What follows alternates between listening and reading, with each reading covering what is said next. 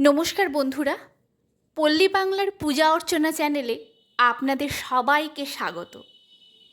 আজ আমি আপনাদের যা জানাতে চাই সেটি হলো জয়মঙ্গলবার কী ও কেন করা হয়।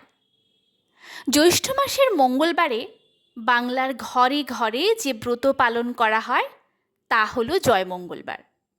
সাধারণত মহিলারাই এই ব্রত পালন করে থাকেন।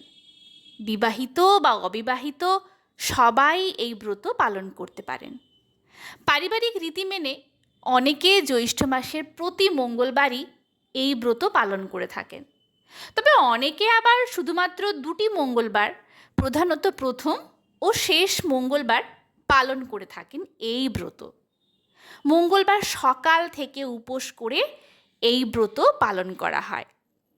কালী মন্দিরে গিয়ে বা বাড়িতে মা কালীর কাছে আপনারা পুজো দিতে পারেন। এই দিন মা কালীকে চণ্ডী রূপে আরাধনা করা হয়ে থাকে। এই ব্রত করার অনেক মাহাত্ম্য রয়েছে। এই ব্রত করলে কখনো দুঃখ হয় না, জলে ডোবে না, আগুনে পোড়ে না, খাঁড়ায় কাটে না, হারালে পায়, মরে গেলে বেঁচে ওঠে। এই ব্রত পালন করে জয়াবতী শ্বশুরবাড়িতে নানা বিপদ আপদ কাটিয়ে উঠতে পেরেছিল। এই ব্রত যারা করেন তাদের কোনো সংকট দমাতে পারে না। দেবীর কৃপায় সব মুশকিল আসান হয়ে যায়। এই বিশ্বাস থেকেই বাংলার ঘরে ঘরে জয়মঙ্গলবারের ব্রত পালন হয়ে আসছে। নমস্কার।